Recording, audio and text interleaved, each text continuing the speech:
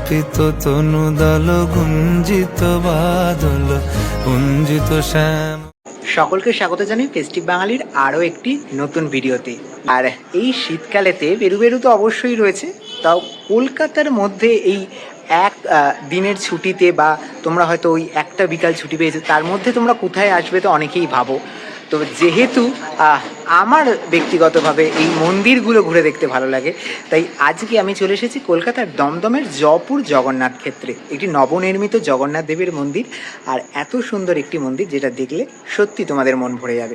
সেই মন্দিরের সমস্ত নিয়ম এবং মন্দিরটি আজকে ঘুরে দেখাবো, তোমরা কিভাবে আসবে সমস্ত কিছুই জানাবো এই ভিডিওতে। এই মুহূর্তে আমরা চলে এসেছি দমদম জয়পুর জগন্নাথ ক্ষেত্রের একেবারে সামনে।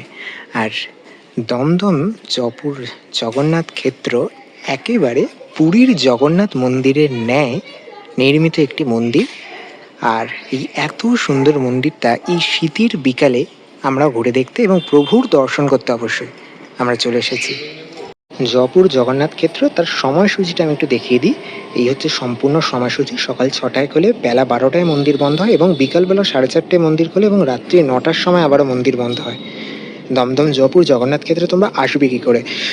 এই দমদম জয়পুর জগন্নাথ ক্ষেত্রে আসার জন্য মূলত দমদম স্টেশন বা মেট্রো থেকে নেমে, দমদম স্টেশন থেকে নেমে জয়পুর স্টপেজে তোমরা নেমে পড়তে পারো। অটো বা টোটো করে বা বাসে করে জয়পুরে নেমে ওখান থেকে কিন্তু এই মন্দিরে চলে আসতে পারে। একটু ভেতরের দিকে আমি গুগল ম্যাপটা লোকেশানটা দিয়ে দেবো। জয়পুর স্টপেজ থেকে মোটামুটি 10 মিনিটের হাঁটা পথে এই জগন্নাথ ক্ষেত্র মন্দিরটি পাবে, যে মন্দিরটি অবিকল একেবারে পুরীর জগন্নাথ ধামের ন্যায় নির্মিত। আমরা একেবারে মন্দির যদি সামনের দিকটা যাই, আচ্ছা আমি যদি একটু মন্দিরটা দেখাই ইন ডিটেলস, একেবারে মন্দিরের যে নির্মাণ শৈলী তা কিন্তু কলিঙ্গ স্থাপত্য শৈলীকে একদম ফলো আপ করেই কিন্তু তৈরি করা হয়েছে। কলিঙ্গ স্থাপত্য শৈলীর যে নির্মাণ তার ন্যায় একেবারে পুরীর জগন্নাথ ধামের মতো এই মন্দিরকে তৈরি করা আছে।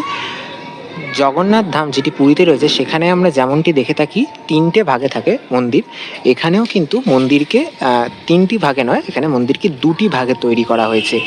একেবারে মূল গর্ভগৃহ দেখতে পাচ্ছি এবং তার সামনে ভোগ মণ্ডপ।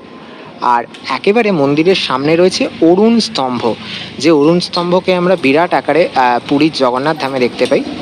সেই অরুণ স্তম্ভ কিন্তু এই দমদমে জয়পুর জগন্নাথ ক্ষেত্রতেও রয়েছে। এবং একেবারে মন্দিরের চূড়ায় যদি বলি সুদর্শন চক্র এবং ধ্বজা সব নিয়ে অসাধারণ সুন্দর এই মন্দির। এই দমদম জয়পুর জগন্নাথ ক্ষেত্র প্রবেশদ্বারে আমরা যে দুটি সিংহকে দেখতে পাচ্ছি, এই সিংহ দুটিকেও কিন্তু আমরা একেবারে পুরীর বা ওড়িশি কায়দাতেই তৈরি করা হয়েছে, খুব সুন্দর লাগছে। পাশে একটি ভবন রয়েছে তাদের, নীলবিথি ভবন বা সামথিং, নামটা এখন নেই, জগন্নাথ ক্ষেত্রের ভবন। আর তার পাশেই হচ্ছে এত সুন্দর মন্দির। আর যদি গোটা প্রেমিসেসটা দেখাই, এই প্রেমিসেসটা কিন্তু খুব সুন্দর করে চারপাশটা সাজানো। সামনে একটি পুকুর মতো রয়েছে যেটিকে কিন্তু জগন্নাথ ঘাট নামাঙ্কিত করা হয়েছে। দমদম জয়পুর জগন্নাথ ক্ষেত্রের এই মন্দিরে কিন্তু অসাধারণ সব স্থাপত্যশৈলী, নির্মাণশৈলী, যেগুলো কলিঙ্গ স্থাপত্যশৈলীকে ভর করে তৈরি করা হয়েছে। তার সাথে সাথে রয়েছে এত সুন্দর সুন্দর খোদাই করা বেশ কিছু দেবদেবতার মূর্তি, যেগুলো কিন্তু অসাধারণ লাগছে। এবং এই জায়গাটা এখন বিকাল হয়ে এসছে, লাইট দেওয়ার পর কিন্তু আরও সুন্দর হয়ে উঠেছে মন্দিরটা। মন্দিরের বাইরের দিকটা এত সুন্দর একটি জানলা করা রয়েছে, যেখান থেকে কিন্তু একেবারে সামনে থেকে আমরা প্রভু জগন্নাথ দেব তার ভাই বোনকে একসাথে দেখতে পারি। কি মিষ্টি লাগছে। জয় জগন্নাথ। জগন্নাথ মন্দির তো পুরীর জগন্নাথ মন্দিরের মতোই নির্মিত। পুরীতে যেমনটি নিয়ম রয়েছে একদম কিন্তু জলে পা ডুবিয়ে পা ধুয়ে তারপরে কিন্তু মন্দিরে প্রবেশের যে নিয়ম তা কিন্তু এখানেও বর্তমান। মন্দিরের অসাধারণ নিদর্শকলাটা দেখলে এবার একটু মন্দিরের ভেতর দিকে যাওয়া যাক।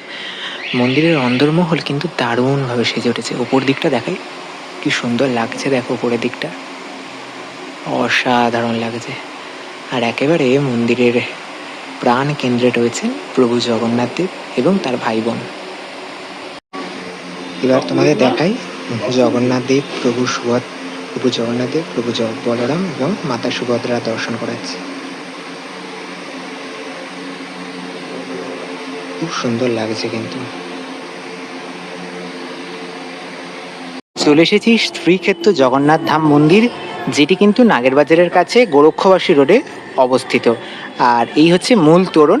চলো তোমাদের মন্দিরের সামনে নিয়ে যাই। মন্দিরে যাওয়ার পথেই একেবারে ডান হাতে কিন্তু এত সুন্দর একটি চৈতন্য মহাপ্রভুর মূর্তিকে তোমরা দেখতে পাবে। একেবারে এই মূল ফটক থেকে পার করে সোজা মন্দির যাওয়ার পথেই ডান হাতে মন্দির এই মূর্তিটি দেখতে পাবে। সামনেই কিন্তু রয়েছে মন্দিরটি। চলো, চলে এসেছি নাগেরবাজার অঞ্চলের একেবারে কাছে গোরক্ষবাসী রোডের অবস্থিত দক্ষিণ দমদমের অন্তর্গত শ্রীক্ষেত্র জগন্নাথ ধাম মন্দির। আর একেবারে পুরীর জগন্নাথ ধামের আদলে কিন্তু এই মন্দিরকে সাজিয়ে তোলা হয়েছে এবং সদ্য উদ্বোধন হওয়া এই মন্দির, নবনির্মিত এই মন্দির কিন্তু সত্যি একটা নতুন নিদর্শন কলকাতার বুকে। এবং সত্যি এই জায়গায় এলে সত্যি তোমাদের মন কিন্তু ভরে যাবে, এতটা সুন্দর এই মন্দির। আচ্ছা, প্রথমে আমি যদি দেখাই, মন্দিরের একেবারে প্রবেশ পথের এই সামনেই রয়েছে চৈতন্য মহাপ্রভু এবং প্রভু জগন্নাথ দেবের এত সুন্দর একটি স্কাল্পচার। এটা কিন্তু ওয়ালের মধ্যে করা রয়েছে, খুব সুন্দর দেখতে লাগছে। আর গান বাজছে, খুব সুন্দর একটা অ্যাম্বিয়েন্স কিন্তু রয়েছে এই মন্দির চত্বরে, সত্যি দারুণ লাগছে। আচ্ছা, একটু সামনের দিকে যাই, তোমাদের মন্দিরটা ধীরে ধীরে ঘুরে দেখাই। যেমনটা জানাচ্ছিলাম, গোরক্ষবাসী রোডের এই যে শ্রীক্ষেত্র জগন্নাথ ধাম মন্দির একেবারে কলিঙ্গ স্থাপত্য শৈলীর উপর ভর করে গড়ে উঠেছে। আর আমি যেমনটা দেখাচ্ছিলাম, এত সুন্দর মন্দিরের স্থাপত্য শৈলী। মন্দিরের গায়ে দেখতে পাচ্ছে এত সুন্দর সুন্দর দেবদেবতার মূর্তিগুলোকে খোদাই করে রাখা রয়েছে, দারুণ লাগছে। তার সাথে মন্দিরের চূড়ায় রয়েছে সুদর্শন চক্র এবং ধ্বজা।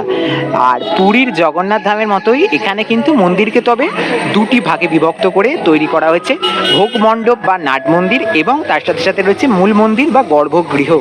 আর এই হচ্ছে একেবারে বাইরে থেকে যে দৃশ্যটা মন্দিরের, সেটা তোমাদের দেখাচ্ছি। আর ঠিক মন্দিরের সম্মুখভাগেই রয়েছে কিন্তু অরুণ স্তম্ভ।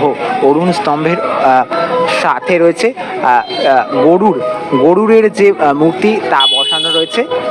আমি যদি একটু বলে থাকি সঠিকভাবে, এটি কিন্তু গরুর স্তম্ভ, আসলে অরুণ স্তম্ভ নয়। আর একেবারে পুরীর জগন্নাথ মন্দিরের আদলেই এটি গড়ে তোলা হয়েছে। আর এই হচ্ছে সম্পূর্ণ মন্দির, একেবারে কলিঙ্গ স্থাপত্য শৈলী, তার সাথে সাথে বিভিন্ন দেবদেবী নিয়ে এবং মাতা বিমলার যে মূর্তি তা নিয়ে কিন্তু সেজে উঠেছে এই শ্রীক্ষেত্র, যেটি এই গোরক্ষবাসী রোডে অবস্থিত। অর্জুনপুর গোরক্ষবাসী রোড, দক্ষিণ দমদম পুরসভা 26 নম্বর ওয়ার্ডের শ্রীক্ষেত্র জগন্নাথ ধামের যে সময়সূচি সেটা দেখিয়ে দিচ্ছি তোমাদের। সকাল 7টায় মন্দির খোলে, দুপুর 12টায় মন্দির বন্ধ হয় এবং বিকাল 4:30 আবার মন্দির খোলে এবং রাত্রি 9টায় আবার মন্দির বন্ধ হয়। বাকি যে সময়সূচি তা তোমরা দেখতেই পাচ্ছ।